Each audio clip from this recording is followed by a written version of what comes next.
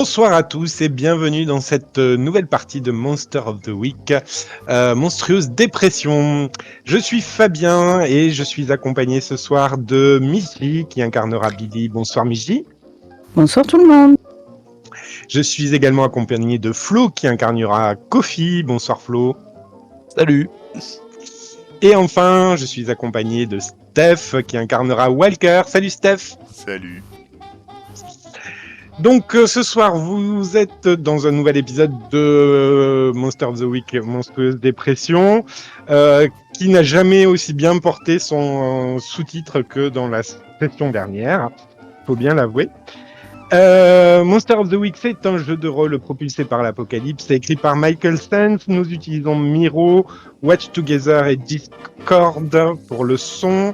Nous remercions Steph pour l'enregistrement et le board et l'overlay que vous regardez sur YouTube. Je vais rapidement faire des mises en garde pour nos nombreux auditeurs et auditrices.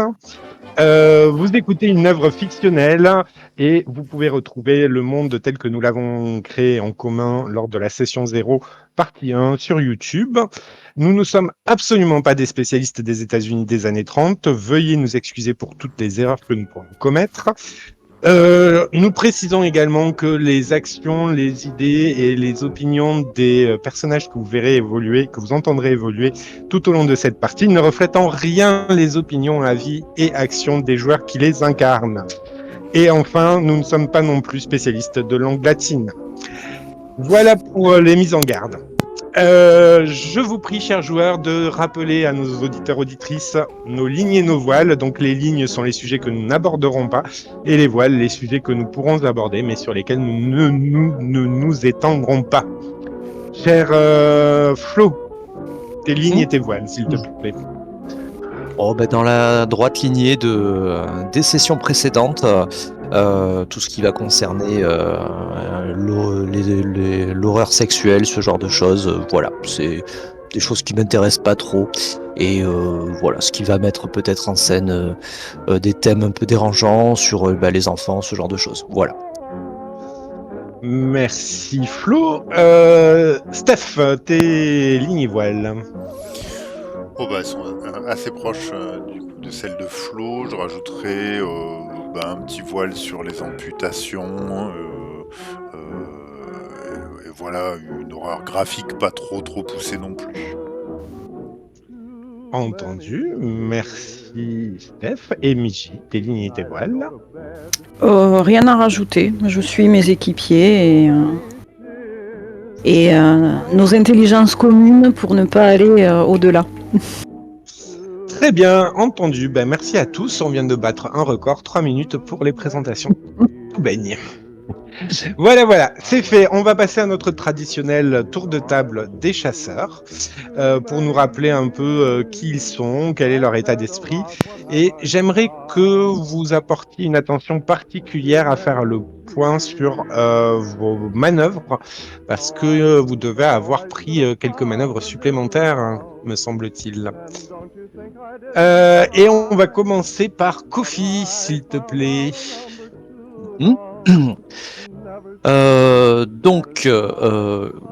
Présentation ou Ouais.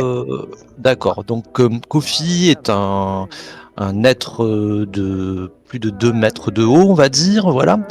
Certains exagèrent en disant 2,50 m. Je me rappelle dans la session précédente, mais non, c'est bien à peine plus de 2 mètres. Sinon, il aurait du mal à passer inaperçu. Mais il a du mal quand même. C'est un grand colosse, donc à la peau noire comme l'ébène. Et on ne croit pas si bien dire, puisqu'il est constitué d'un matériau inhumain. C'est un golem, hein, pour tout vous dire.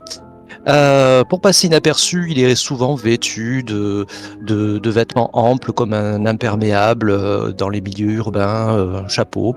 Mais la plupart du temps, il va porter une grande combinaison de mécano, puisque c'est le mécano qui est chargé de faire avancer le train. Repère de notre petit groupe d'investigateurs, de chasseurs plutôt, devrais-je dire. Ajouter de plus, Kofi est une page blanche dans la mesure où sa mémoire a été effacée il a eu de multiples existences, hein, avant celle-ci.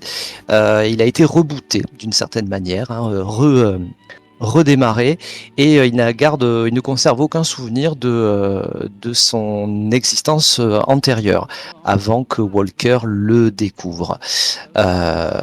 Cependant, de plus en plus, des flashbacks lui rappellent des événements qui ont pu se passer dans un passé plus ou moins proche, voilà, et qui commencent à jeter le trouble dans l'esprit de cette créature, puisqu'il s'agit de la créature, c'est le livret du chasseur.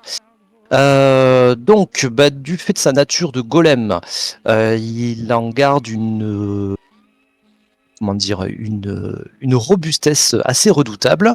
Voilà, donc il est assez endurant. Il est capable aussi de détacher ses membres qui peuvent avoir une existence quasi autonome. Voilà, donc son bras, on a déjà vu dans d'autres épisodes, son bras se promener sur le corps d'un loup-garou. Et il a la faculté aussi s'il reste totalement immobile, de passer pour une statue. En enlevant des vêtements, voilà, il peut vraiment passer pour une statue. Donc ce qui est, voilà, il a plus un corps de pierre, hein. Je disais de l'ébène, mais non, voilà, c'est un corps de pierre. Voilà pour les manœuvres de Kofi. Il a la faculté également d'être régénéré. Sa source la source magique qui lui permet de se régénérer, c'est la musique en fait. Et par le biais d'un oud, donc un instrument dont joue à merveille Walker. Et de plus en plus souvent, Kofi, il prend l'envie à Kofi d'utiliser lui-même l'oud pour le meilleur et pour le pire, mais surtout le meilleur. Jusqu'à présent, ça lui a plutôt réussi jusqu'à présent. Voilà, donc une musique dont il tirerait sa puissance magique, son énergie. Qu'est-ce que j'aurais oublié? Je crois qu'on est à peu près bon sur les manœuvres. C'est un gardien, enfin il a un esprit il a été conçu en tant que tel pour garder quelque chose, donc il a un sentiment de protection assez fort.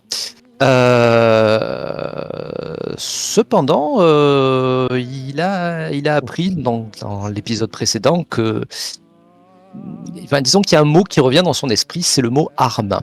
Voilà, et apparemment il n'a pas été conçu à seule fin d'être un simple gardien.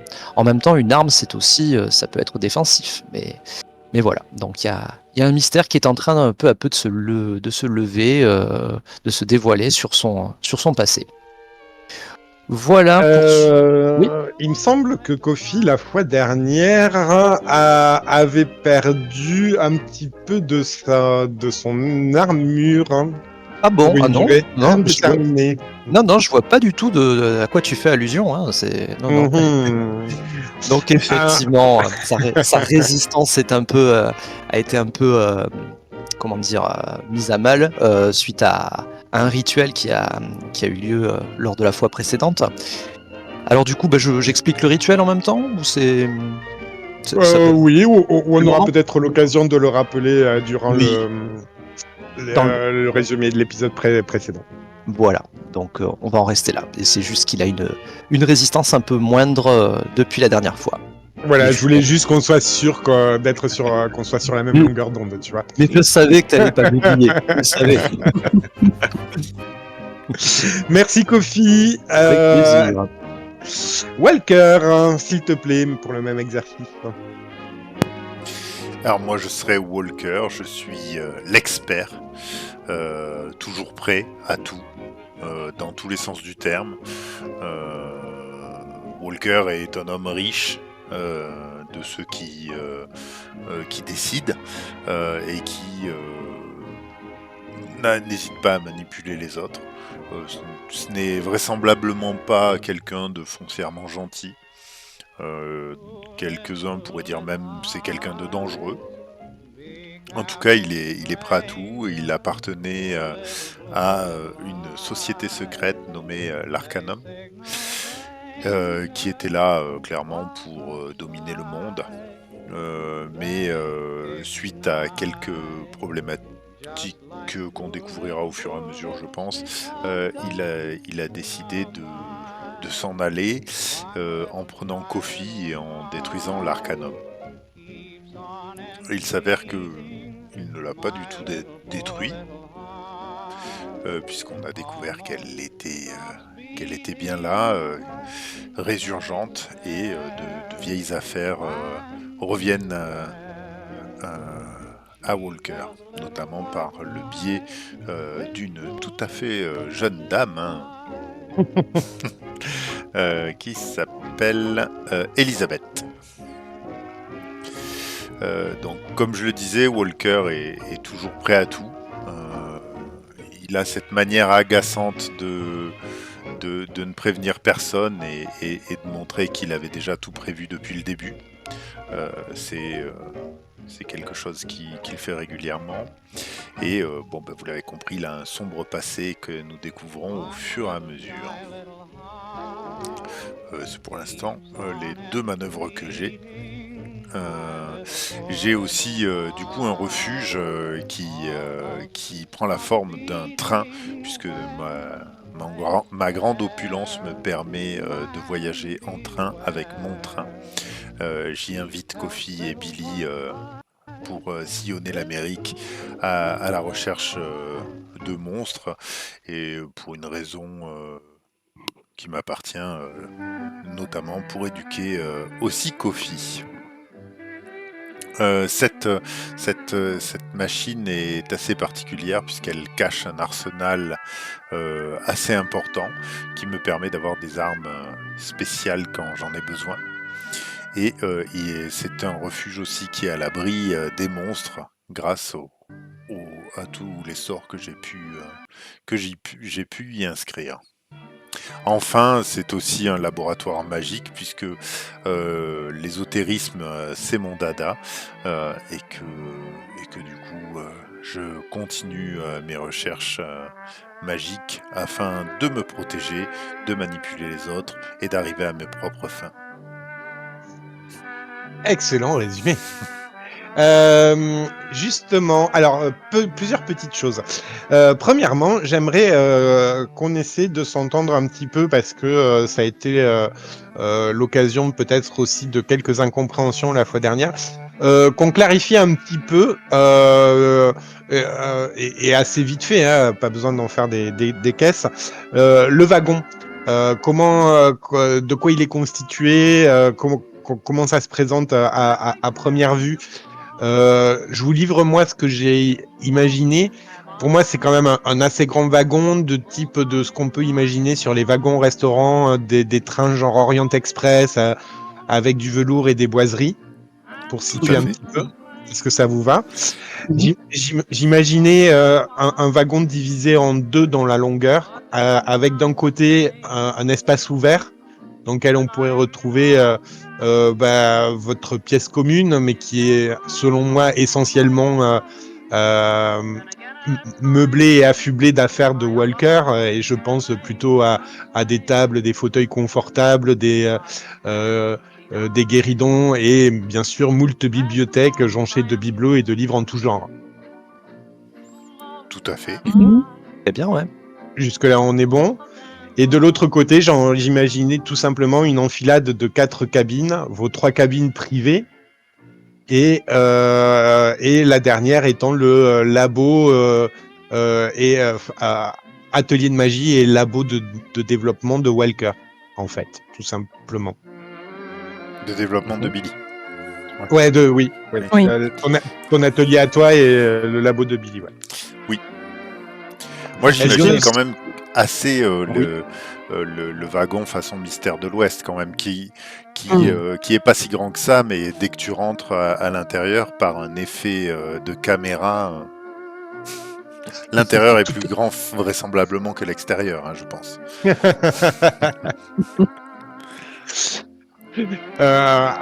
Bon, moi j'imaginais que vous pouviez rentrer à 15 dans le laboratoire, hein, sans souci. Ben voilà, exactement. Alors, peut-être sinon le wagon est un peu plus large que ce que l'autorise normalement la Southern Railway. Ouais, certainement. Non mais voilà, parce que c'est vrai que la fois dernière, on a peut-être un peu cafouillé. Je me suis juste dit, ce serait bien qu'on se dise à peu près de comment il est foutu ce wagon. Ce qui signifierait que je vais arriver à le dire, ce qui signifierait que notre invité de la dernière fois était finalement dans la cabine de Kofi. Exactement. Voilà, qu'il n'y a pas de cellule particulière, voilà, Non. voilà. Oui, c'était quand même déjà assez inhumain comme situation, on va pas la foutre en plus en tôle. Enfin, à moins que Walker nous dise qu'il ait une cage. Pas pour le moment, j'y songe, mais il faudrait que je gagne un petit, que je gagne aussi vite de l'expérience que mon ami Kofi. Walker, toujours à ton attention. Je n'oublie pas que tu as échoué à ta manœuvre de début de partie de la fois dernière et nous jouerons, je te le promets, cette fois-ci, ton contre-coup où tu seras au mauvais endroit au mauvais moment. Tout à fait. Néanmoins, je considère qu'on entame un nouveau mystère puisque vous avez passé le mystère précédent dans votre wagon. Et donc, tu vas retirer les dés pour ta manœuvre de début de partie. Tout de suite. Eh ben ouais. Alors, c'était au début 2d6 plus futé. Très bien. Punaise. Pas d'échec, sinon ça fait deux, J'ai ça plus fait deux 3. contre-coups. Hein. Ouais, plus 3 normalement. Enfin, C'était ça, je me Ça n'a disais. ça n'a pas empêché la fois dernière. ben si, parce qu'il a augmenté, Si, il a j'ai pris un niveau augmenté, la ouais. fois dernière. Ah oui, d'accord, ok. Eh bien, Ah. c'est un 11. Ouh, Ah oui. ça nous fait 2 Ah oui, retenues. ça change tout, futé. Hein. Et voilà. Donc ça me fait 2 réserves. Allez. Pour être Donc là ça, où je dois être parfaitement préparé.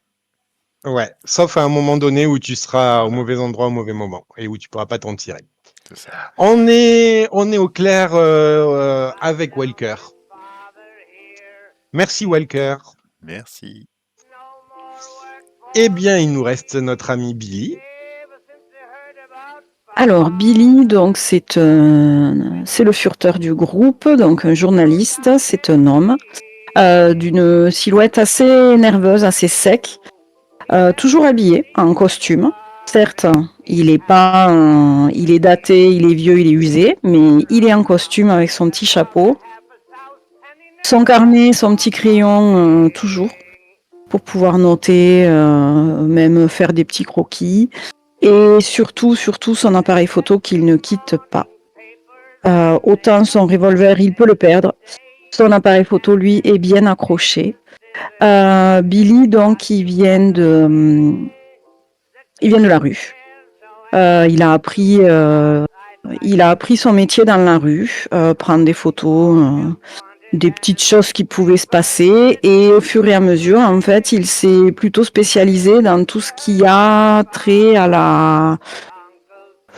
aux choses un peu bizarres qui peuvent se passer. Donc, il s'est bien rendu compte que les monstres, je vais le mettre entre guillemets parce qu'il n'aime pas forcément ce terme-là, mais les monstres sont apparus. Et voilà, il s'est fait ça. Il fait ses papiers exclusivement sur ça. Billy, son but c'est de faire son papier, quoi, de faire le meilleur papier même, hein, s'il pouvait en tirer une petite gloire, hein, ça serait pas mal. Il n'a pas d'avis tellement sur la question des monstres. Pour lui, monstres humains, il peut y avoir des monstres bons entre guillemets, comme il y a des humains qui sont plutôt très mauvais. Et ces temps-ci, il en a vraiment l'exemple. Au niveau de ses manœuvres, donc c'est énormément dans le social, hein, forcément, enfin dans la communication, on va dire, dans le relationnel. Donc il est très à l'aise avec ça pour parler, embobiner un petit peu les gens, il n'y a pas de souci. C'est vraiment là où il est comme un poisson dans l'eau. On a bien vu que tout ce qui était bagarre et tout, c'est pas son truc. Et voilà, donc je vais pas détailler plus les manœuvres parce que c'est beaucoup de ça. En fait, grosso modo, quand il parle, à partir du moment où il dit qu'il est journaliste, ça passe et il arrive à avoir les infos dont il a besoin. J'ai pas trop joué mon équipement, je suis en train de voir le magnétophone, mais bon. La boussole, bon, ça va servir, hein, mais bon, c'est surtout l'appareil photo, c'est vrai que c'est ce qui lui sert vraiment.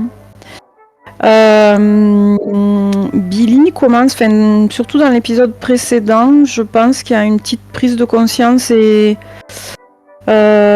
prise de parti, lui qui devrait être plutôt impartial du fait de son métier. Bon, il y a certaines choses qui ont tendance à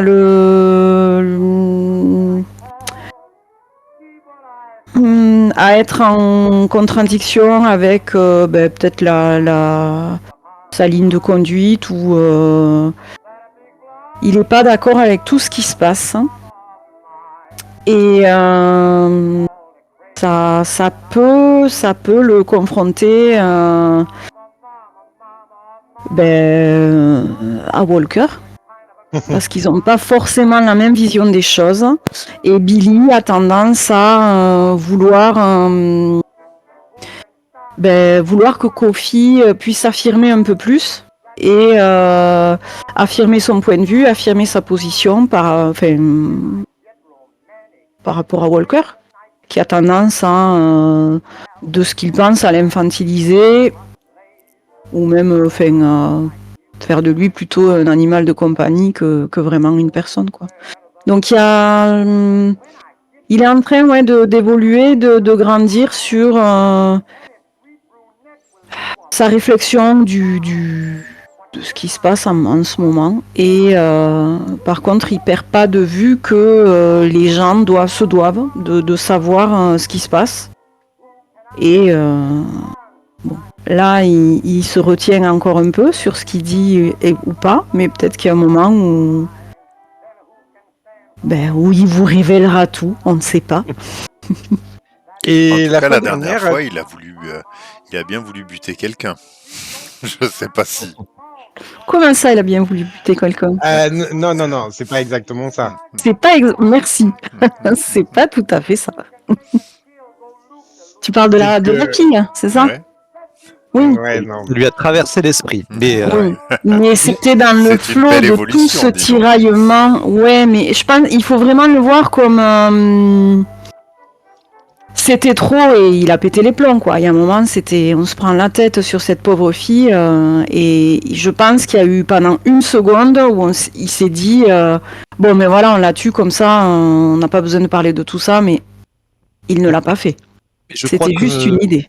Je crois que même Billy ne l'a pas formulé à voix haute. Hein. Non, c'était vraiment quelque chose qui... Une introspection, ouais. Ah, ouais. Oui, c'était vraiment ça, ouais. Et alors, justement, en matière d'introspection et de choses que Billy a évoquées la fois dernière, que pour nos auditeurs auditrices, il a évoqué un courrier qu'il avait rédigé. Rédigé, ça c'est sûr. L'a-t-il envoyé, ne l'a-t-il pas envoyé c'est à lui de nous le dire. Est-ce que tu veux nous préciser un petit peu la teneur de ce courrier, même si tes coéquipiers, a priori, n'en sont pas informés? Alors, le courrier, il l'a envoyé en même temps que son papier. Donc, c'est un courrier à son... on disait manager, mais c'est plus producteur. Enfin, je sais pas comment on appelle dans la presse, mais... Éditeur. Donc, ou à son éditeur, à Monsieur Brown, où il lui raconte un petit peu son état d'esprit du moment. De dire que... quelque part, la vie citadine lui manque un peu et que là, il a l'impression de se retrouver un petit peu dans un milieu plus sauvage, qu'il a eu peur de mourir, vraiment, et que c'était une des premières fois où ça lui arrivait. Et il lui dit qu'il se passe des choses qui vont bien plus loin que les choses habituelles, en fait.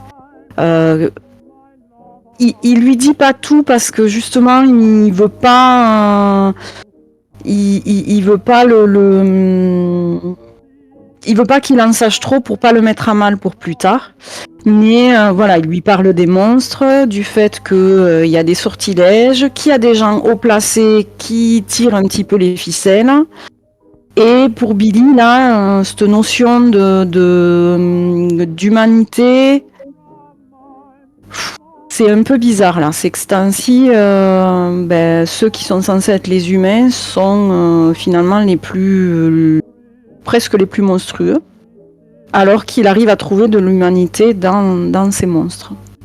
C'est vraiment, je pense que quand il a écrit cette lettre, il était pas bien, il y a quand même eu des gros événements, hein. C'est vrai qu'il a failli se faire tuer par un loup-garou. Et ça l'a pas mal chamboulé. Et ça le change vraiment de son cadre habituel des rues, des crimes qui peut se passer en ville. Là, il est face à l'inconnu et il n'est pas forcément à l'aise. Entendu. Merci Billy. Avec plaisir. Allez, il est temps de passer au résumé de l'épisode précédent. Et pour ce faire, je vais partir de la situation d'arrivée. C'est-à-dire que vous êtes arrivé enfin à la gare de San Francisco. Vous avez rapidement établi que Walker partirait de son côté faire ce qu'il a à faire. Je pense pas qu'il ait encore parlé d'Elisabeth à qui que ce soit dans le wagon. Et Billy et Kofi iront de leur côté faire la course que Billy a prévu de faire et dont je ne suis pas certain qu'il ait partagé les informations avec ses coéquipiers. Voilà où est-ce que d'où nous allons partir. Et du coup, je vais vous laisser rajouter tout ce que vous voulez rajouter sur tout ce qui s'est passé auparavant et que vous pensez important de rappeler à nos chers auditeurs auditrices. Je vous en prie. Bon, je vais commencer, vous compléterez Flo, parce que moi j'ai pas du tout réécouté, mais. Quoi, moi Parce que je sais que tu as réécouté. Balance. Donc tu disais que c'était pas écoutable, mais parce que tu as réécouté. C'est ça. Voilà, c'est pour ça. Bon, Billy, au début de l'épisode, est allé faire son enquête sur le nom du... Monsieur McCarthy. Oui. Voilà. Et en gros, il a trouvé des liens entre Arcanum, c'est ça? Ouais. Oui. Et alors, je sais pas quelle administration, mais il y a... la mairie et le gouverneur de l'État. La mairie, voilà. Donc, sont liés avec Arcanum. Donc, en gros, ces histoires de monstres, de loups-garous, surtout, en tout cas, pour l'instant, tout ça, c'est lié. Pourquoi ? Pour l'instant, on n'en sait rien, parce que j'ai dû partir rapidement. Et il y a eu ensuite, dans le wagon, quand on s'est tous retrouvés dans le wagon, il y a eu un gros passage passé avec cette pauvre fille dont nous savions même pas le prénom, que nous avions ramenée dans le train, qui en fait était un loup-garou aussi, à qui on a essayé d'expliquer les choses, mais apparemment ne se souvenait de rien. Je pense qu'on l'a plus effrayé qu'autre chose d'ailleurs. Et on l'a apaisé. Et on a fini par l'apaiser. Enfin, tu l'as apaisé du coup. Mais bon, en même temps, c'est vrai que le temps était très court, mais il s'est passé énormément de choses parce que le temps qu'on a pris pour décider de ce qu'on faisait, sans lui demander son avis, je le rappelle, hein, juste comme ça. Mais bon, ça a été très très très long et beaucoup assez tortueux, je pense. La réflexion, elle a été assez tortueuse. Donc au final, c'est Kofi qui l'a apaisé avec un sort, je ne sais plus. C'est Walker qui avait fait le sort, Non, c'est ça? non, c'est Kofi, en jouant C'est de Kofi. Loud. D'accord. Ouais. Ouais. Moi, je sais juste, enfin, ce dont je me souviens, c'est que moi, je dois aller voir un contact de Monsieur Brown. Ouais. Mais j'ai oublié son nom. Parce que tu l'as pas eu, et je te le donne. Voilà. Il s'appelle Monsieur Crimson. D'accord, Monsieur Crimson. Pourquoi Ouais. je dois le voir? Je ne sais plus. J'ai été troublée, je pense, par tout ce qui s'est Ouais. passé dans le wagon. Parce que Monsieur Brown, lorsque tu lui as dit que tu allais à San Francisco, t'as demandé de t'enquérir de ses nouvelles pour lui, parce qu'il en reçoit pas plus depuis un certain temps, tout simplement.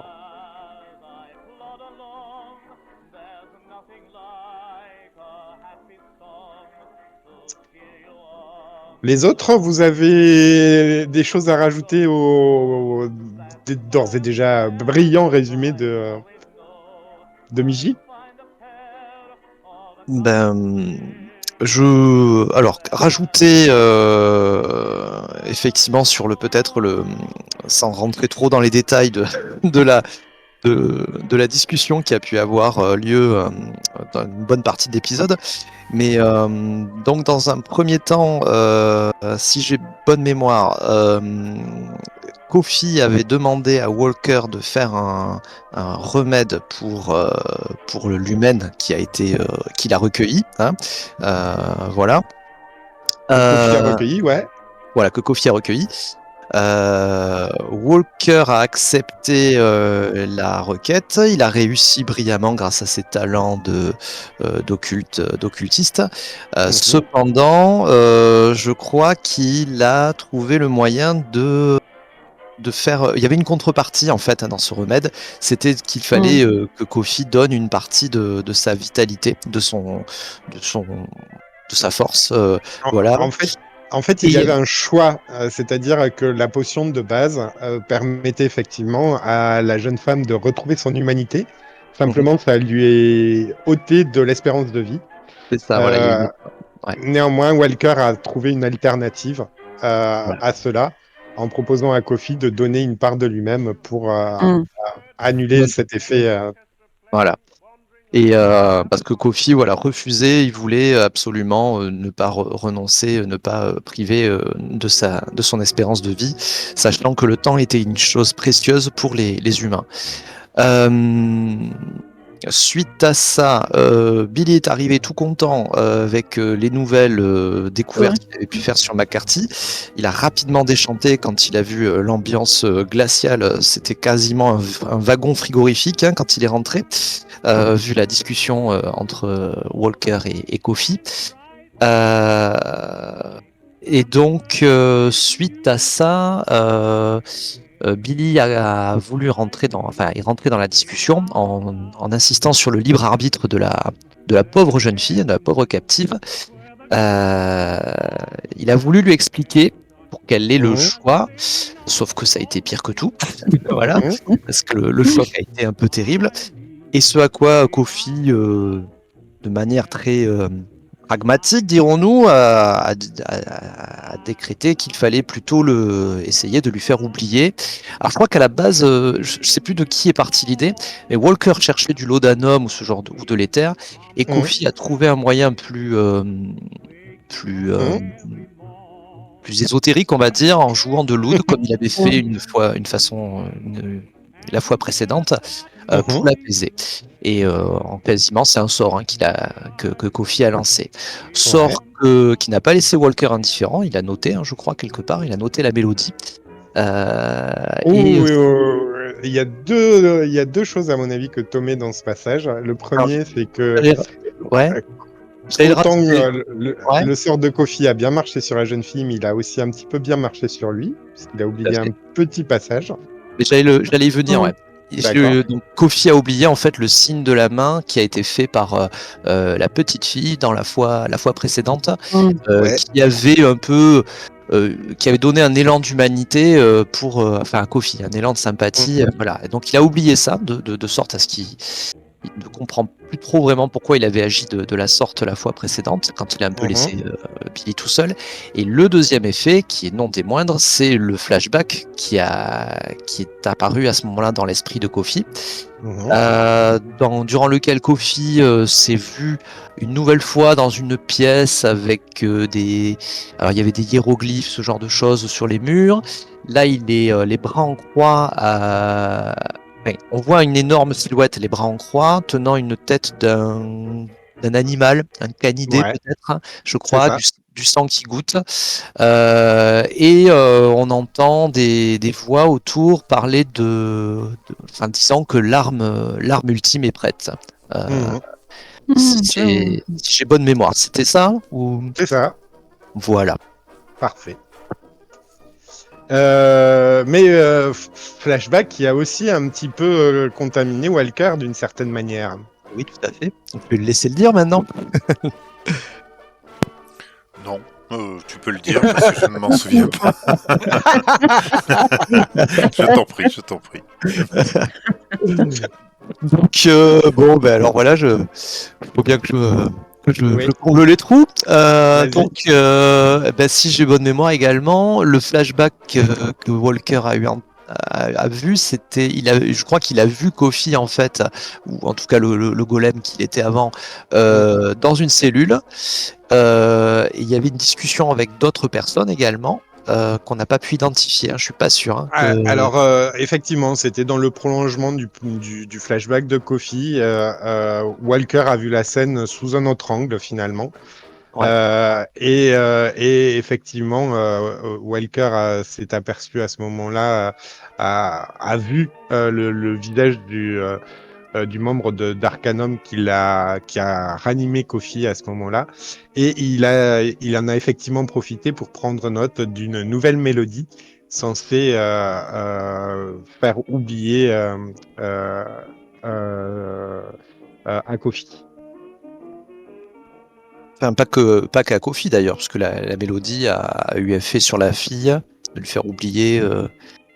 C'est une mélodie qui aurait tendance à faire oublier des choses, c'est ça peut-être. En tous les cas, celle que Walker a notée était expressément faite pour Kofi. Donc Walker prend note que tu as noté cette mélodie. Ok.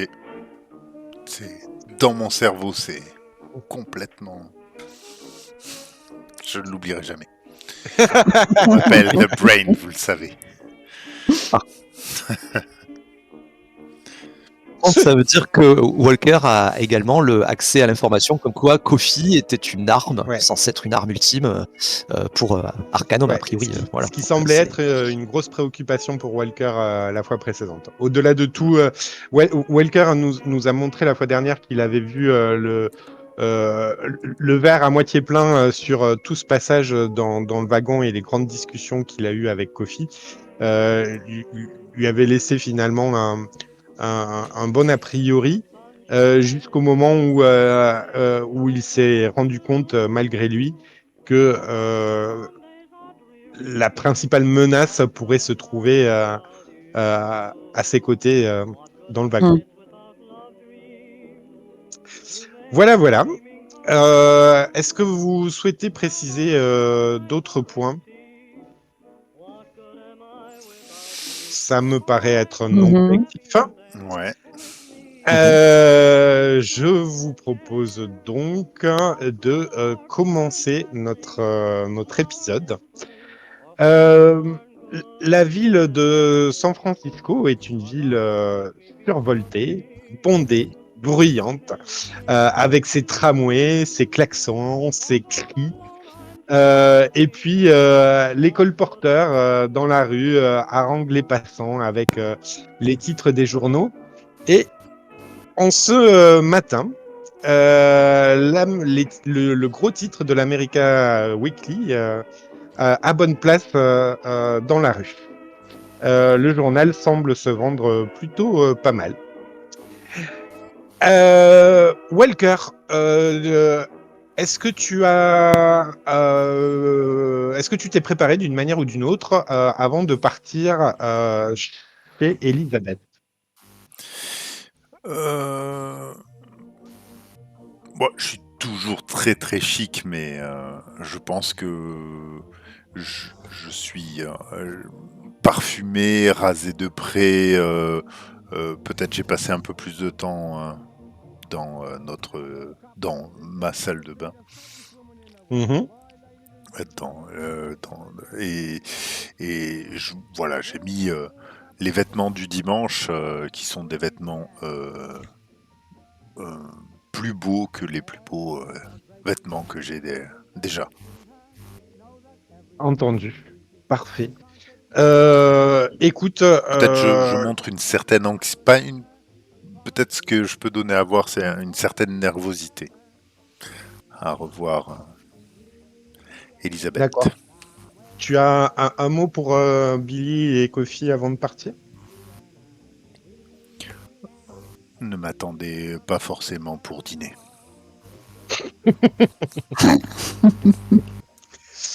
Billy, Kofi, est-ce que quand le chat n'est pas là, les souris dansent? Hmm, mais disons que l'ambiance, c'est moins pesant. Enfin, moi en tout cas, quand Walker n'est plus là, il y a un petit. Tu vois, il y a comme un poids qui s'enlève. Et de me dire que Kofi va peut-être aussi pouvoir agir un peu plus librement. Justement, Kofi, dis-nous. Alors, Michi m'a ôté les mots de la bouche. J'allais dire, l'atmosphère est plus légère, mais d'une certaine manière, c'est ce qui se passait jusqu'à présent. Mais là, vu la complexité de la situation de l'épisode précédent, et notamment les réactions de Billy, Kofi est un peu il n'a pas tout compris. Il a du mal à comprendre également les tenants et aboutissants, la raison des réactions de Billy. Donc il est très perplexe. Et il est d'autant plus troublé qu'il a encore ce mot d'arme ultime qui trotte dans sa tête. Et voilà. Mais ceci dit, l'atmosphère est quand même déjà plus détendue, plus prompte à la discussion. D'accord. Est-ce que tu maintiens cette version si je te dis que à certains moments, Kofi, tu vas avoir des flashs épars de la vie passée de la jeune fille que tu as sauvée et avec laquelle tu as partagé un petit peu de toi. On va pas nécessairement s'étaler sur ces souvenirs. J'aimerais juste que tu nous dises sur quel genre de souvenirs tu vas t'attarder. Quels sont ceux qui vont te rester en mémoire? Est-ce que ce sont les très rares moments de bonheur, petit éclat de lumière dans un océan de noirceur? Ou au contraire, ce torrent de nombreux événements malheureux qui rendent vraiment le film de sa vie assez étouffant, assez oppressant. Du coup, c'est quoi les événements que tu retiens dans tout ça? Ce sont les petits bons moments ou les gros mauvais moments? Bah dis donc, il y a eu sur la part de probabilité, il y a plus de mauvais moments que de bons moments, et il y a peut-être au milieu de tout ça des petites bulles qui vont éclater de moments de moments de bonheur, de sentir l'herbe sous les pieds, le vent dans les cheveux, ce genre de choses. Mais ce qui en ressort surtout, c'est la grande misère dans laquelle elle se retrouvait, la grande précarité. Souvenir traumatisant, c'est quand il a fallu quitter la maison familiale la première fois pour aller, parce qu'il n'y avait plus rien à manger, c'était plus possible. La première fois où elle a dû dormir dans la rue aussi, avec des ombres autour d'elle, ce froid, elle avait jamais eu aussi froid.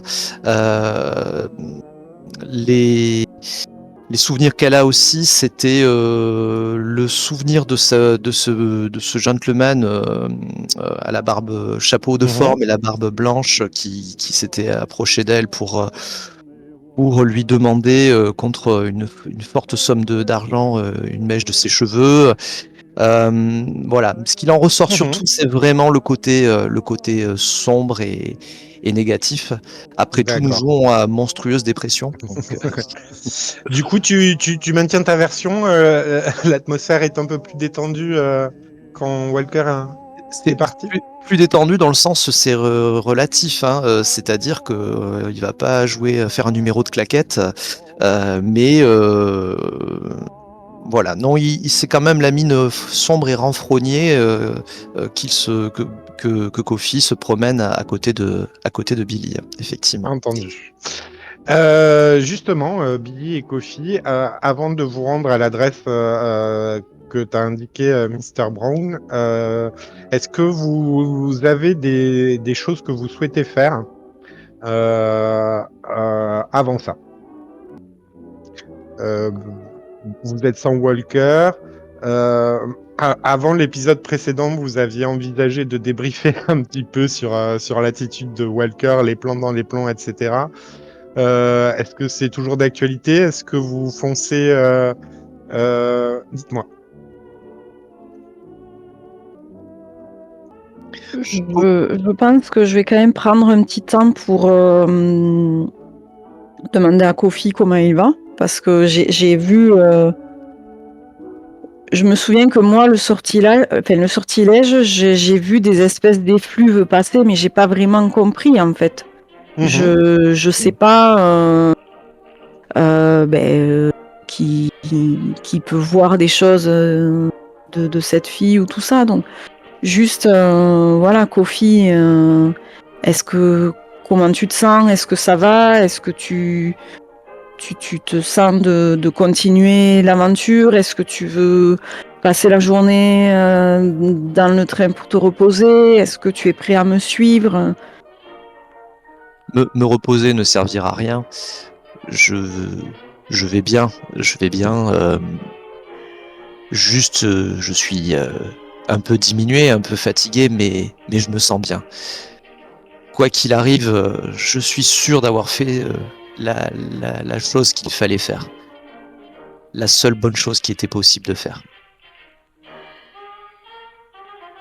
Je me sens fatigué un peu comme quand, quand vous les humains, vous avez fait un effort, vous êtes fatigué, vous avez couru, mais pour en avoir discuté, vous vous sentez en même temps bien.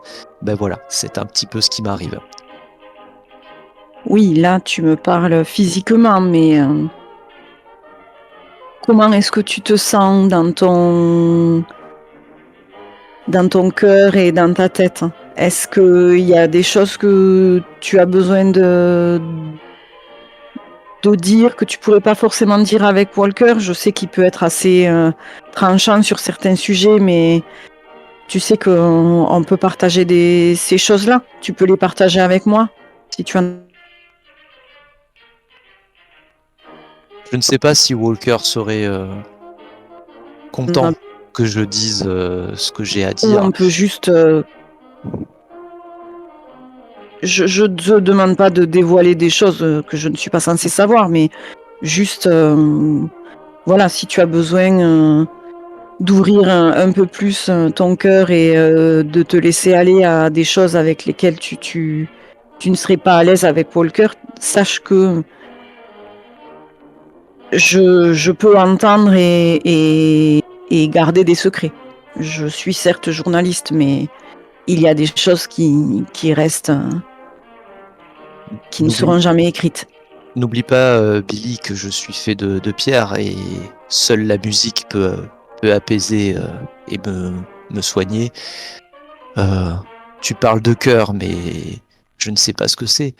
Et juste, je n'ai pas encore tout compris de ce qui s'est passé la fois précédente. Et j'ai besoin, je pense, d'analyser, de passer du temps un petit peu avant de pouvoir avoir une réponse intéressante. Je ne te forcerai en rien. Sache juste que je pense que tu as beaucoup plus de cœur que certains humains. Et J'avance le pas. Tu te fais aborder par un petit gamin qui distribue les journaux. Est-ce que tu dépenses quelques pennies pour acheter l'America Weekly? Oh oui, Euh, oui, ton, oui. ton article fait pas la une, et pourtant le gamin n'arrête pas d'haranguer les passants avec le titre de ton article, qui semble faire sensation, quand bien même il est pas en haut. Walker. Walker, tu te trouves devant une grande maison au cœur de la ville. C'est une de ces maisons avec briquettes et moulures dans un quartier un peu huppé chic. Euh, Pourtant, parmi toutes ces voisines, euh, c'est c'est probablement la maison la plus terne, la moins clinquante, devant laquelle tu te trouves. Je rajuste mon chapeau, mon gilet et ma cravate.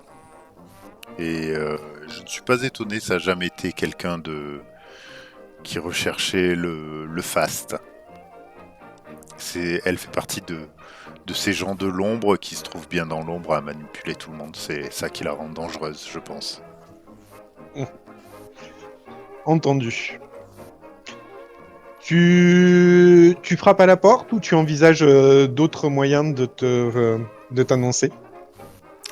Non, je monte et je lève ma canne et je tape gentiment à la porte. Tu attendras quelques secondes de courtoisie avant que le loquet ne se déverrouille, que la porte s'ouvre et indubitablement, tu as devant toi Elisabeth. C'est elle et non un domestique qui t'ouvre la porte. Elle se fige. Seuls ses yeux peut-être trahissent une certaine émotion. Entre probablement satisfaction de retrouver un être cher et probablement une forme de tristesse également. Sans t'accorder plus de considération, elle fait demi-tour et commence à rentrer en laissant la porte ouverte derrière elle. Ok, j'enlève mon chapeau haut de forme, je la suis et je ferme la. Je regarde sans oublier de regarder quand même autour de moi, puisque j'ai quand même appris toutes les règles basiques de prudence et je sais que dans notre milieu, il vaut mieux regarder toujours un peu à l'extérieur. D'accord. Entendu. Est-ce que ça mériterait un jet de dés ou pas? Non. Tu ne vois rien. Oui, moi je Ah, rentre ah, et je ferme la selon porte. toi, ouais, selon toi, tu t'es absolument pas fait suivre et rien ne te laisse présager que tu as été suivi. Euh, Tu fermes la porte et en te retournant, tu remarques que vous êtes dans un grand hall euh, qui reflète précisément l'aspect extérieur de cette maison, à savoir que il est tout en matière les plus nobles possibles, marbre, dorure, etc. Mais il est d'un vide spartiate en termes de mobilier ou de décoration. Elisabeth s'est arrêtée une fois de plus, assez théâtralement, au centre de la pièce et se retourne vers toi. Elle te fait face.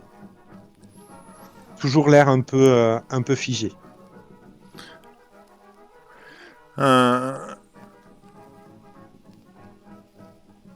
Comme ça fait un petit moment qu'on s'est pas vu, euh, j'ai peut-être un mouvement d'œil rapide pour voir s'il n'existe pas de piège magique avant, avant d'avancer vers elle et peut-être lui prendre lui prendre la main, lui faire un petit baise-main de gentleman, en lui disant « Ça fait bien trop longtemps, Elisabeth. »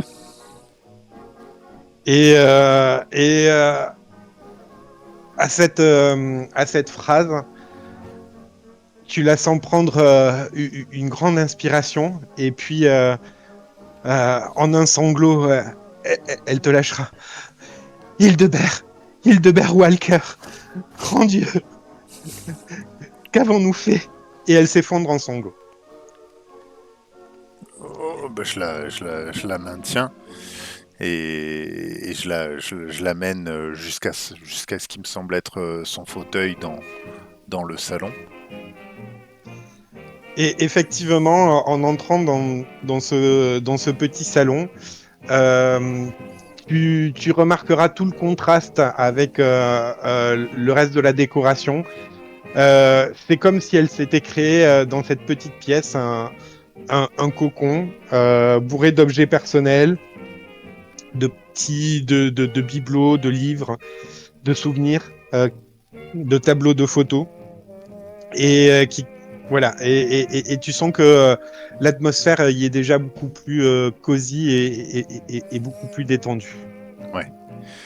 Je me retourne, je vais jusqu'au bar, je sers 2 whisky et je pense que je lui dis nous avons fait tellement de mauvaises choses, pourriez-vous être plus précis dans vos pensées? Elle t'attrape le whisky au vol avec une moue à la fois réprobatrice et malgré tout un certain assentiment. Elle l'avale d'un trait. Et tu prendras bien un thé avant de passer aux choses sérieuses. Elle vient de reprendre une petite contenance, hein, de se lever et d'épousseter sa robe. Je bois je, je bois mon whisky tranquillement et je la suis. Allons-nous jusqu'à la cuisine ou avez-vous quelqu'un qui nous servira le thé? J'avoue ne pas bien m'y connaître. Prends tes aises, je vais nous servir le thé. Et effectivement, tu comprendras que, sans le dire, elle n'a aucun personnel à son service. Et tu comprendras à Samu que t'as peut-être mis les 2 pieds dans le plat.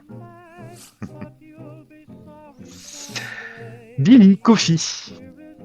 De votre côté, vous vous trouvez dans un quartier plus que populaire. Billy, tu reconnais les quartiers dans lesquels tu avais probablement plus l'habitude d'évoluer dans Atlanta. Un quartier bruyant, un quartier cosmopolite, un quartier où toutes sortes de trafics ont lieu. Et ton œil en repère d'ores et déjà quelques-uns ici et là aux angles des rues. L'immeuble est un immeuble d'une dizaine d'étages, tout en béton. Il dispose d'un hall au rez-de-chaussée avec un petit accueil et voilà. Donc déjà avant d'entrer quand même je préviens Kofi, donc je lui explique voilà, Monsieur Brown m'a demandé d'aller voir un de ses contacts dont il n'a plus de nouvelles. Bon, a priori je suis pas trop inquiet, mais gardons les yeux bien ouverts, on ne sait jamais ce qui peut se passer. Tu restes à côté de moi, et tu ouvres l'œil aussi, Kofi? Oui, bien sûr, pas de problème. Du coup, il doit y avoir des noms. Alors Savoir voilà, à quel étage il faut aller. Exactement. Il y a 2 choses. Soit il y a la petite cahute du concierge qui est vide pour l'instant, mais qui a une petite sonnette et tu dois pouvoir l'appeler. Ou effectivement, il y a une liste des résidents juste à côté que tu peux consulter également. Oui, donc on va faire ça. Je regarde les noms qu'il y a à l'entrée et D'accord. Et ben, Monsieur Crimson est au 10e et dernier étage et c'est le seul occupant, le seul résident du 10e étage. d'accord. Il n'y a pas d'ascenseur à l'époque. Si, il y a des ascenseurs, mais il y a aussi des Mais escaliers. bon, vu la taille de Kofi, je sais pas si on peut pouvoir rentrer dans l'ascenseur. À vos risques et périls. On peut faire une session uniquement dans un ascenseur si vous voulez. Je prends les escaliers sinon. Ouais, Voilà, on va prendre les escaliers. séparons-nous. Non, on va prendre les escaliers. Ouais. On prend les escaliers? Non, très bien. Oui. Ok. Vous arrivez. Billy, à quel moment tu demandes à Kofi de te porter sur ses épaules? Moi, je tiens quand même. Ouais, Oui. ouais. Bien sûr. C'est un gars de la ville, hein. Bon, les Ouais, escaliers, il en monte. c'était la boutade. Vous arrivez au 10e étage et effectivement, une seule porte s'y trouve. Une sonnette. Je vais d'abord toquer à la porte. Eh ben, lorsque tu toques à la porte, t'as, allez, juste le temps de tourner la tête pour faire un signe à Kofi que la porte est déjà ouverte. Et elle s'ouvre sur une personne que tu vas nous décrire, Billy, parce que quel que soit ton type, c'est ton type. C'est ton D'accord. idéal incarné. Donc, à toi de nous dire à quoi cette personne ressemble.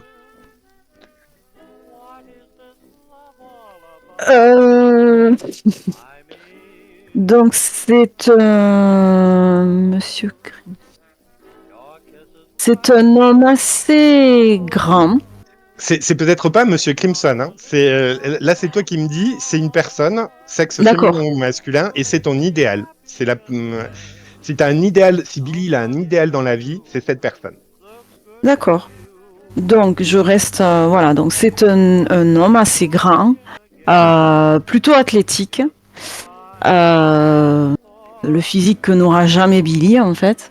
On sent que, voilà, que c'est quelqu'un qui s'entretient, qui doit faire du sport d'ailleurs. Qui est au niveau du visage très avenant, qui a l'air très souriant, avec qui tu as déjà envie de discuter, et qui est habillé quand même plutôt classe, quoi. On sent qu'il prend soin de lui. Et donc, il ouvre hein, et il a ce grand sourire dès qu'il te voit, qui s'élargit peut-être encore même un peu plus, et qui s'exclame « Oh, Billy! Enfin tu es là !» Et il te saute au cou, il te prend dans ses bras, et il a l'air hyper content de te voir. D'accord. Bon, a priori, je le connais. Et ben, a priori, tu l'as jamais vu. D'accord. Mais je lui une petite tape Voilà. dans le dos. D'accord, ça marche. Kofi, toi, tu vois ça, tu vois ça de la même manière. Hein. Il y a une personne qui ouvre la porte à la volée et qui saute au cou de Billy, comme t'as rarement vu de telles effusions de joie. Ça m'évoque.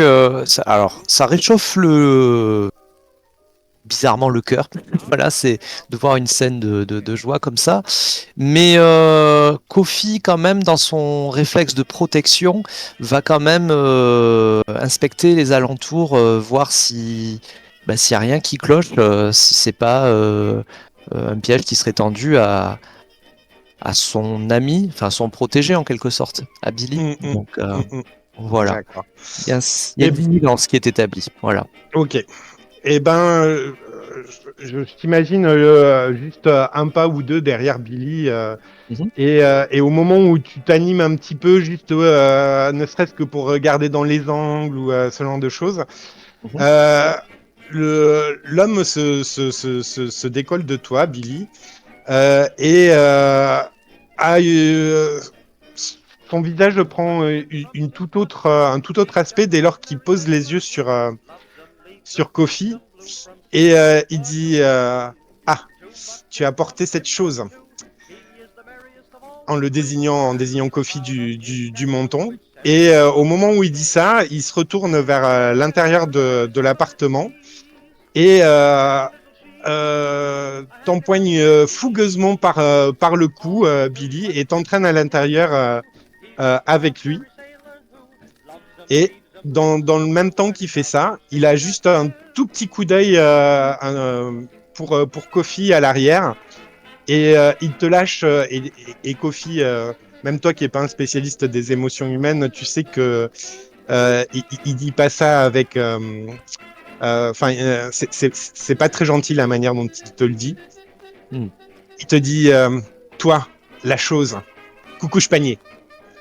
Et là, la porte claque derrière toi, Billy. Et au moment où la porte se ferme, il te dira, ah, enfin seul, Billy. Et il a un regard presque gourmand envers toi. Mhm.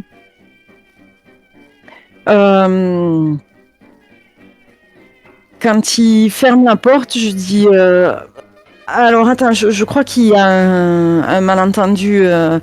Alors, Déjà, juste la porte, il l'a pas fermée. La porte a claqué. oui, fait bon, la porte s'est fermée, quoi. Mhm. Ah, oui, d'accord.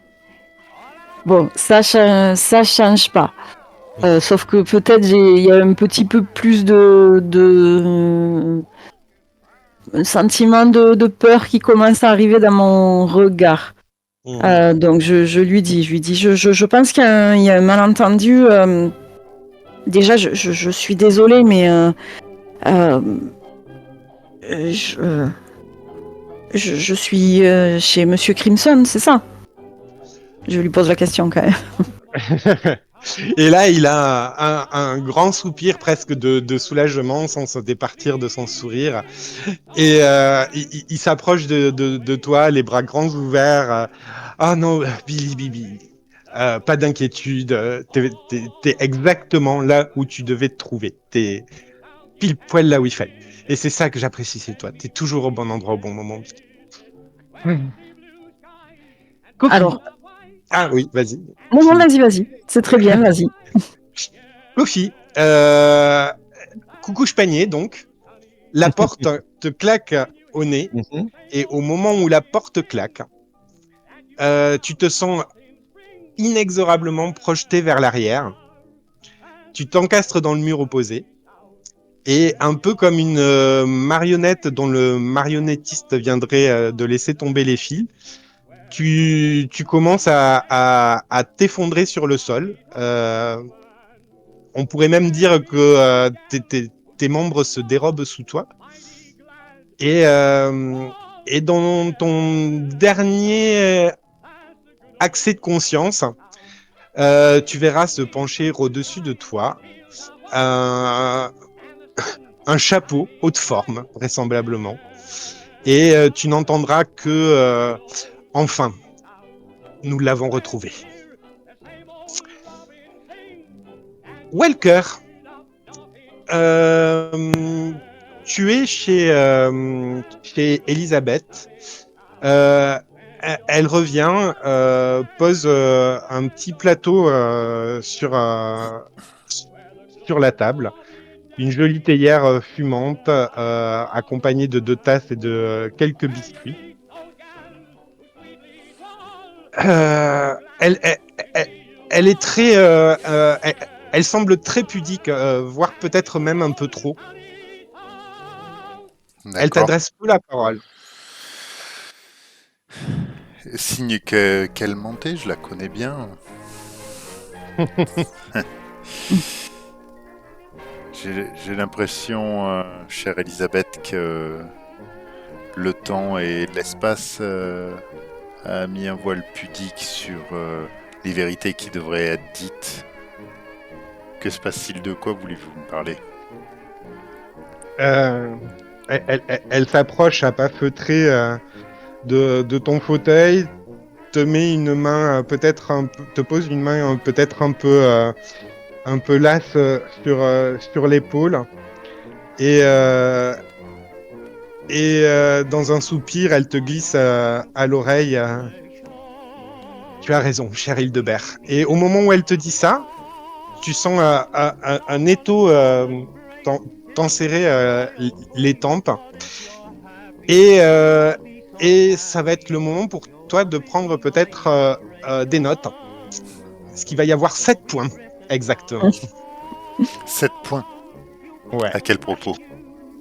7 points à propos du 7 moments de vie de Walker, d'Hildebert Walker, qui se déverrouille dans son esprit et qui se déverrouille assez brutalement. Ok. Petite note au passage, puisque tu nous avais pas donné de prénom, j'ai pris sur moi de l'inventer. Je l'adore. Et j'ai trouvé qu'Hildebert sonnait particulièrement bien. Il est parfait. Premier moment, un trio. Une jeune femme, Walker, et un troisième homme, plus flou, que t'as du mal à, dont tu as du mal à cerner les contours précis. Vous êtes tous les trois jeunes, se dégage de ce moment une idée d'ambition, de certitude, d'insouciance, de liberté. Trois jeunes gens dans la fleur de l'âge, prêts à décrocher des montagnes. Deuxième moment, un amour interdit. Walker et Cass, cette femme présente dans le premier moment. Là se dégage l'idée de la passion, de l'amour, mais également du secret et d'une certaine manière de la réussite également. Troisième moment, l'activation de Kofi. Un rituel qui va finalement bien au-delà de ce que tes souvenirs te laissèrent entendre avec une simple musique à jouer. Là, il y aurait l'implication d'une âme d'un récent défunt qui viendrait pimenter un petit peu le problème. De ce moment se dégage une idée de peur, de fin de l'insouciance, justement, de désillusion également. Vient ensuite le quatrième moment. Un enfant, ton enfant, votre enfant, celui de Walker et de Cass. Là se dégage l'idée d'amour, toujours, mais également d'interdit, de fuite et probablement de peur également. La peur qui sera justifiée par ce cinquième moment, l'assassinat de Cass, qui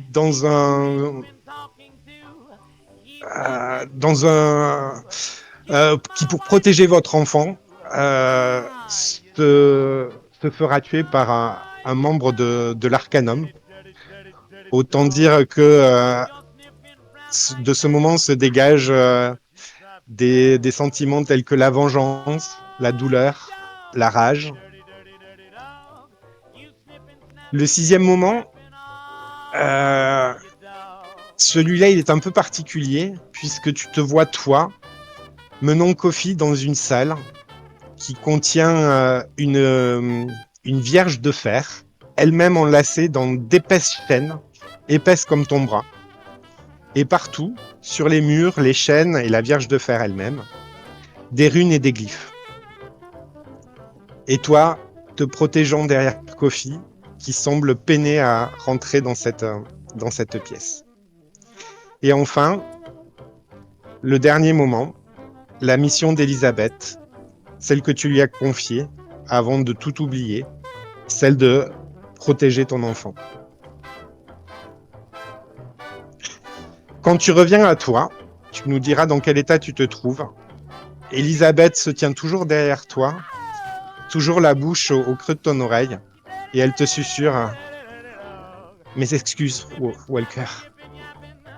il fallait le faire. Je- tu m'envoies désolé. Et elle te tend, elle fait le tour et te sert une petite tasse de thé avec un regard plein de sollicitude à ton égard. Juste 2 secondes, si j'ai bien compris, certainement c'est moi-même qui ai demandé à Elisabeth de m'effacer la mémoire. Et tu as bien compris. Ok. Ben, je crois que je vomis un petit coup, peut-être. Je perds beaucoup de ma superbe. J'ai les yeux qui pleurent, comme quelqu'un qui a eu trop... je sais- celui qui a trop vomi, qui a trop expulsé quelque chose, qui le supporte plus. Et je lui dis, mais pourquoi? Pourquoi? Parce que j'ai échoué, Hildebert. Ils ont récupéré Walt. Et tu comprends que Walt Ouais. est le nom de ton fils. Quand? Il y a quelques jours, bientôt une semaine. Et là, elle s'effondre à nouveau. Elle se confond en excuses. Et d'une certaine manière, oui, ça fait plusieurs années, ça fait 13 ans que vous vous êtes pas vus. Mais d'une certaine manière, tu vois tout le poids des années qui s'abattent en un seul coup sur ses épaules. Et tu vois vraiment une vieille dame dans son fauteuil.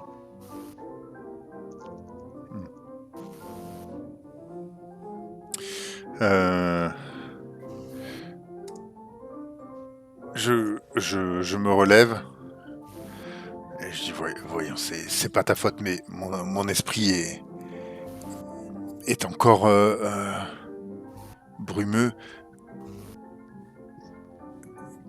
Pourquoi Kofi, cette vierge de fer, dis-moi en plus.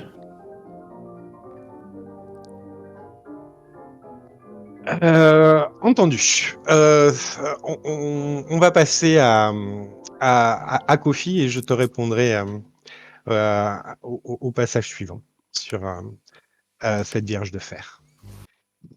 Kofi, tu es au milieu d'un champ de blé.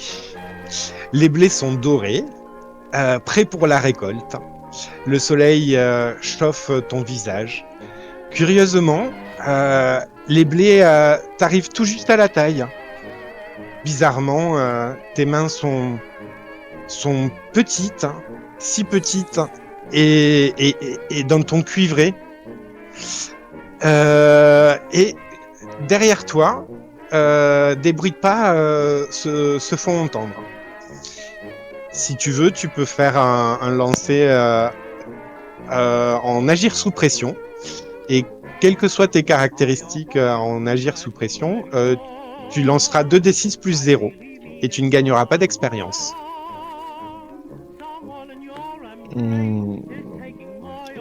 Oui, si je veux, c'est-à-dire... Si tu veux, si tu penses que tu dois réagir au fait qu'il y a des bruits de pas derrière toi. Oui, oui, c'est instinctif, donc... alors, hop, donc plus 0. Ouais. Hop, c'est parti.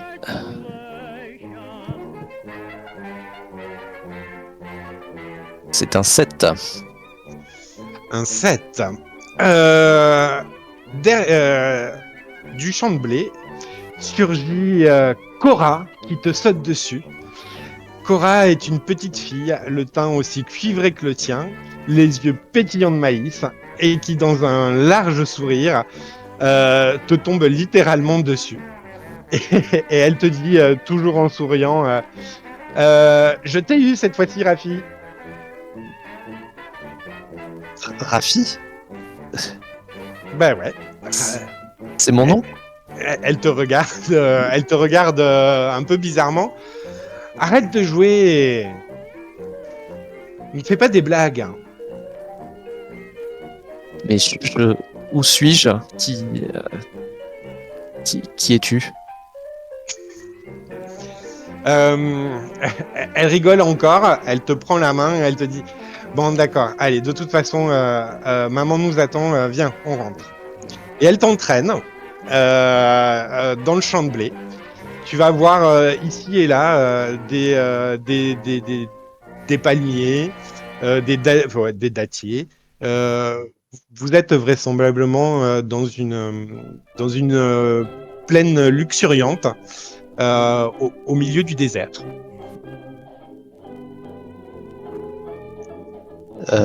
Est-ce que je peux voir comment je suis vêtu? Et si Oui. je suis vêtu, tout simplement. D'accord. Ouais.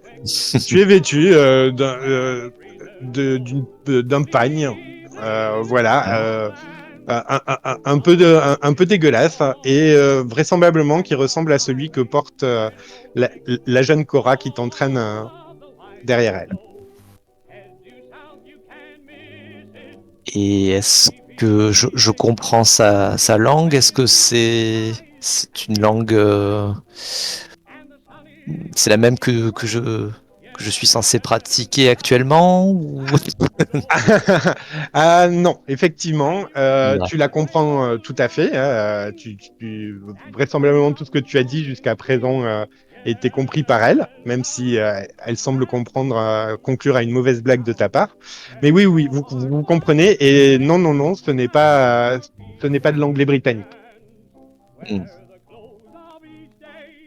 Mais donc je vais suivre Cora en lui demandant maman, mais où est-elle? Elle est loin? Elle nous attend pour préparer le repas à la maison. Allons trouver maman. Il faut qu'on ramène des choses. Elle m'a juste dit de te ramener toi, c'est déjà pas mal. Généralement, pour préparer le repas, il n'y a plus personne. Hein. Et on vit maman, toi et moi. Mais qu'est-ce qui t'arrive aujourd'hui, dis donc dis-le tout de suite si t'as pas envie de faire tes corvées. Ça va pas changer, mais... Arrête. Je suis un petit peu perdu, Cora. Je pense que le soleil a un peu trop tapé sur ma tête. Sur ma Bon.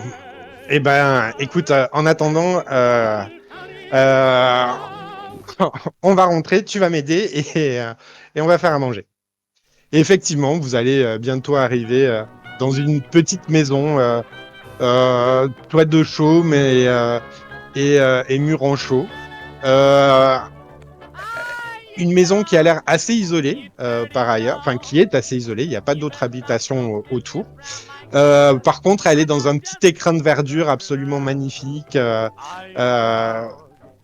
Voilà, et vous avez d'un côté tous les champs de blé, et pas très loin, les dunes de sable de l'autre côté.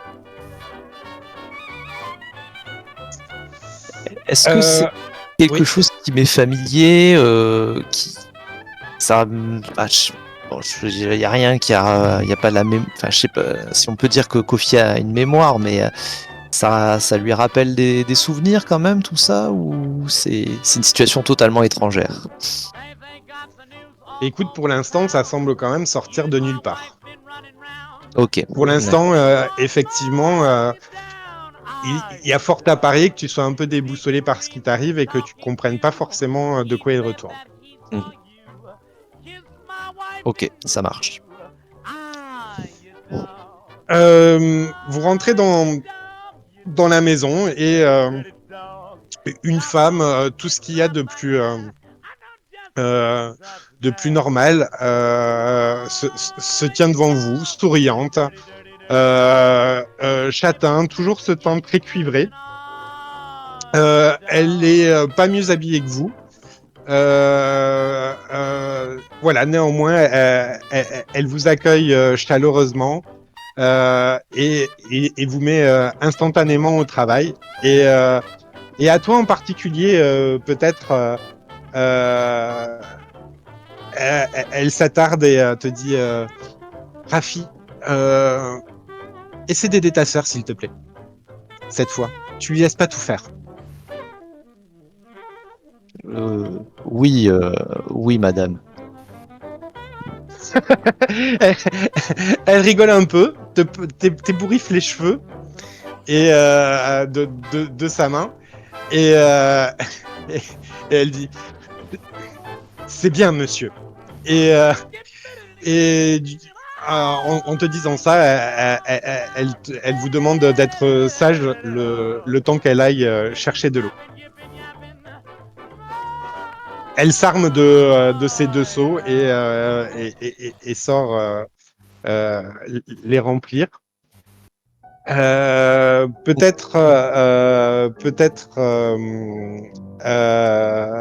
Son Mince. contact, son Oui. contact, quand elle passe les mains dans les cheveux, ça me fait quelque chose. Ça, ben, je peux prendre, enfin, sans prendre la narration, mais juste dire ce que ça évoque à Kofi peut-être, hein, ou euh, Ah ça lui fait, ben, ça lui je t'en prie. réchauffe, ça lui réchauffe. Enfin, il sent une chaleur en lui, voilà, qui fait qu'il s'ouvre petit à petit, quoi. Qu'il est, ouais, il se sent bien, quoi, en fait.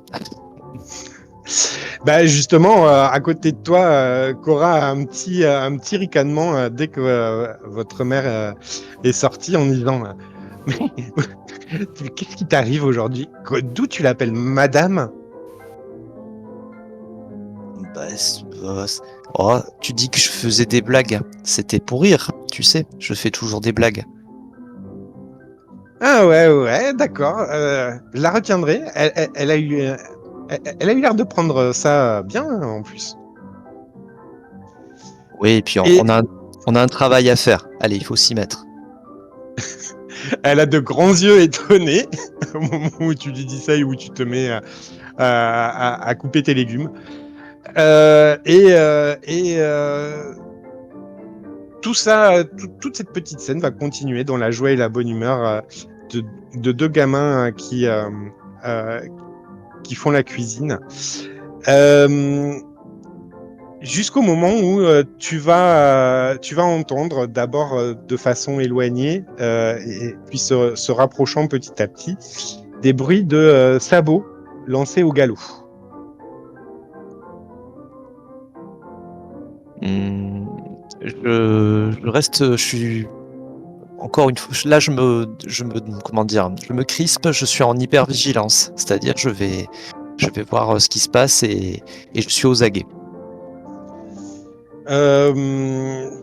Si tu jettes un œil à Cora, tu verras qu'elle aussi est à peu près dans le même état que toi. Elle a arrêté de faire ce qu'elle devait faire. Et si toi, tu es allé voir à travers peut-être la porte à l'avant, elle a peut-être pris une fenêtre sur le côté pour voir ce qui se passait. Mhm.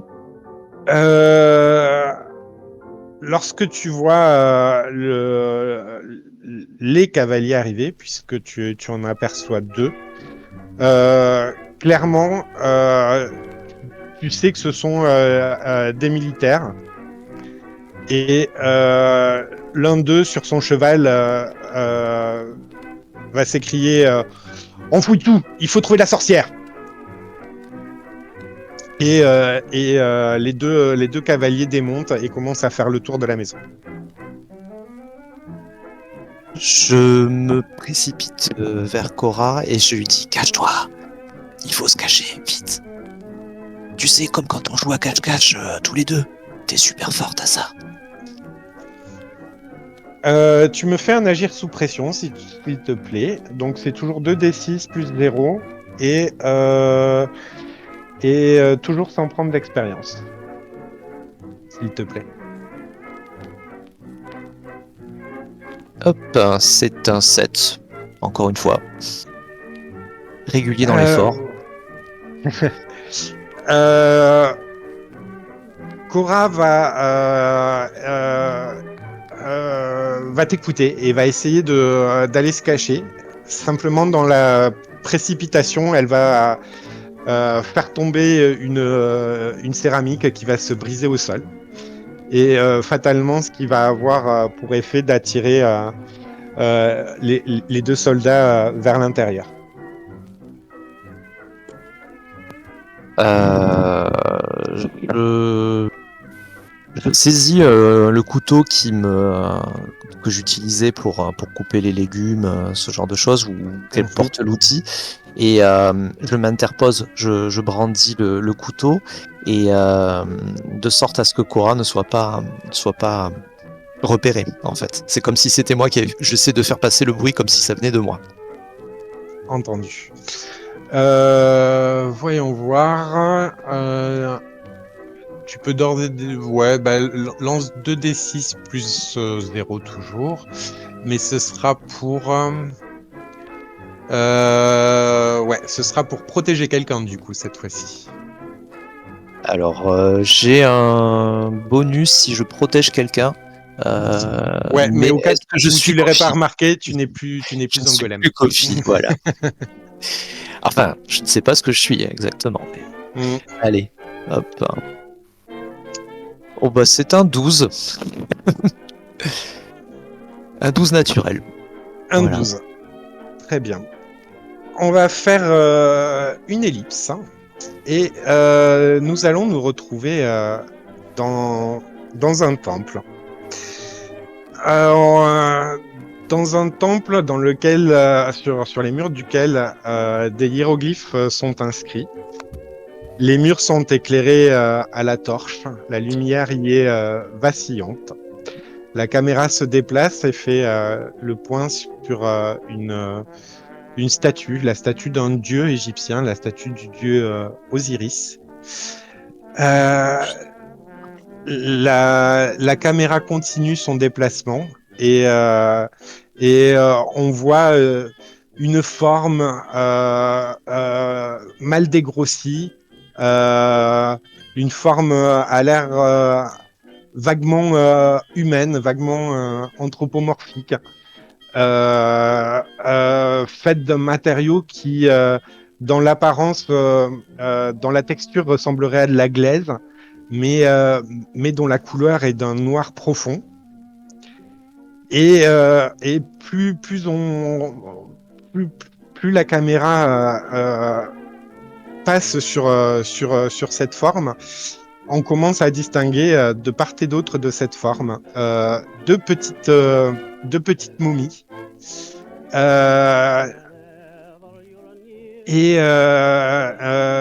Deux petites momies et même si les bandages sont très récents, il y a quelques perles de sang qui viennent entacher les bandages. Et on voit la mère des enfants, surtout son visage. Elle est échevelée, les yeux rougis par les larmes, cernée de peinture noire, et qui commence à psalmodier. Quelque chose qui fait Ô Osiris, Dieu parmi les dieux, toi par qui le soleil renaît tous les matins après sa mort de la veille, entends ma supplique. Elle entaille les poitrines des momies, en extrait le cœur et reprend. Ô Osiris, Dieu parmi les dieux, permets à l'âme et au cœur de mes pauvres enfants d'assouvir leur vengeance. Et elle enfourne les petits cœurs dans l'évocation de la poitrine du colosse d'argile. Les doigts encore ensanglantés, elle se met à jouer d'un instrument de musique. Et la scène nous montrera qu'elle jouera 7 jours et 7 nuits en transe.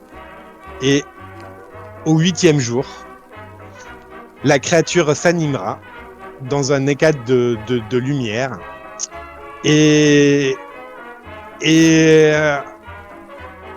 pendant des décennies, une légende égyptienne parlera d'une femme accompagnée d'un golem qui viendront prendre la défense des paysans contre les invasions des ennemis de l'Égypte.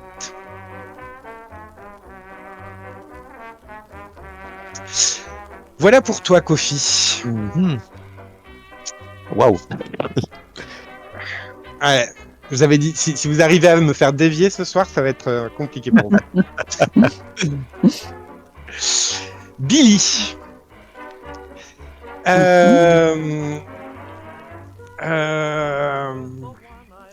Tu es donc dans l'appartement de Monsieur Crimson. Non, je vous propose de faire une pause.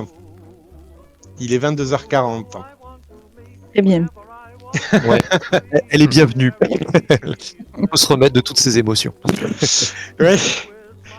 Voilà, bah écoutez, tout de à tout de suite. suite. À tout de suite.